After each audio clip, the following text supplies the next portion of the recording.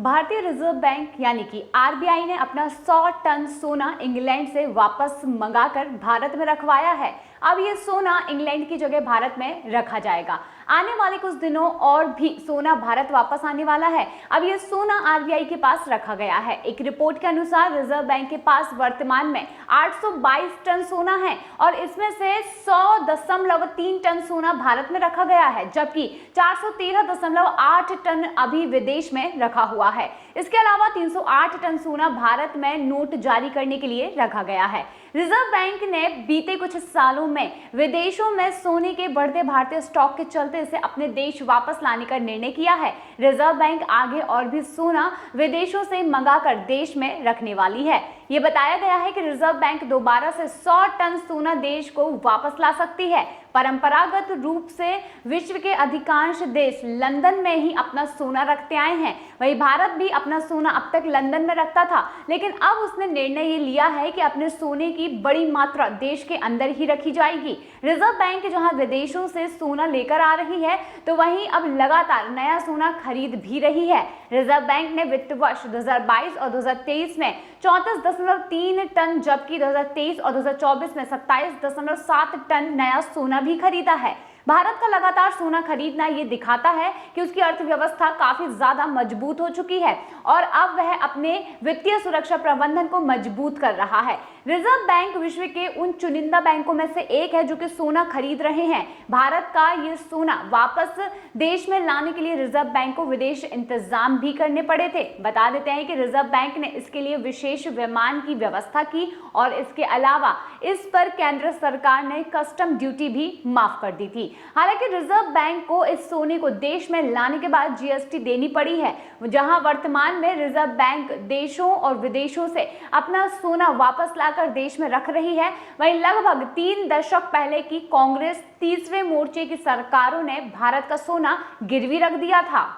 1991 में अर्थव्यवस्था के कुप्रबंधन की वजह से उपजे आर्थिक संकट के कारण भारत को अपना सोना विदेशों में भेजकर गिरवी रखना पड़ा था। जुलाई 1991 में कांग्रेस की नरसिंह राव वाली सरकार ने डॉलर जुटाने के लिए सोना विदेशी बैंकों के पास गिरवी रखा था।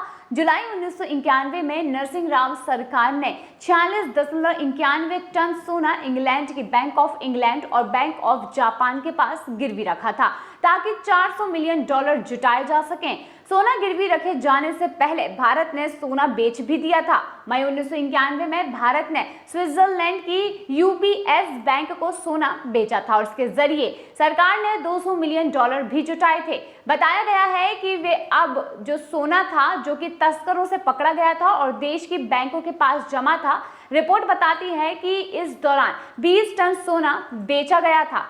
अर्थशास्त्री संजीव सन्याल ने इस खबर को लेकर ये कहा है कि ये भारत के लिए एक बड़ा बदलाव है। उन्होंने एक ट्वीट पर लिखा कि जबकि किसी की निगाह इस पर नहीं गई थी, तब आरबीआई ने अपने सोने के रिजर्व को वापस भारत में स्थानांतरित कर दिया है। इसके साथ ही अधिकांश देश अपना सोना बैंक ऑफ इंग्लैंड के वॉल्ट्स में या फिर ऐसे कुछ स्थानों पर रखते हैं और इसके लिए फीस भी देते हैं। भारत अब अपना अधिकांश सोना अपने पास ही रखने वाला है।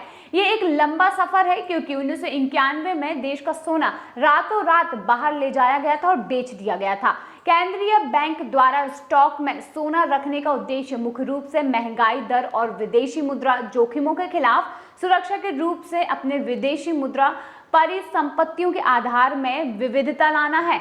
आरबीआई ने दिसंबर 2017 से नियमित रूप से बाजार से सोना जमा करना शुरू कर दिया है और देश के कुल विदेशी मुद्रा भंडार में सोने की हिस्सेदारी दिसंबर 2023 के अंत में 7.75% से बढ़कर अप्रैल 2024 के अंत तक लगभग 8.7% हो जाएगी। देश के अंदर सोना मुंबई के मिंट रोड स्थित आरबीआई भवन तथा नागपुर में स्थित तिजोरियों में रखा जाता है। वर्ल्ड गोल्ड काउंसिल की रिपोर्ट के मुताबिक वैश्विक केंद्रीय बैंकों के पास अब तक खनन किए गए सभी सोने का लगभग 17% हिस्सा है और साल 2023 के अंत तक भंडार 36,699 मीट्रिक टन से अधिक रहा होगा।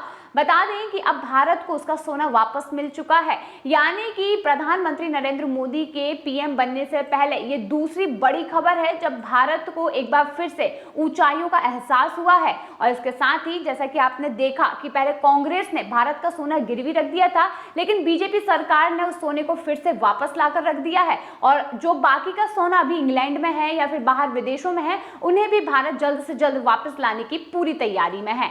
तो गाइस, ये था हमारा आज का वीडियो जो कि काफी मजेदार था, क्योंकि भारत की अर्थव्यवस्था कहीं ना कहीं हमें काफी ज्यादा अच्छी नजर आ रही है। वीडियो अगर पसंद आया हो तो लाइक कीजिए और इसे ज्यादा से ज्यादा शेयर करें ताकि लोग जागरूक हो सकें।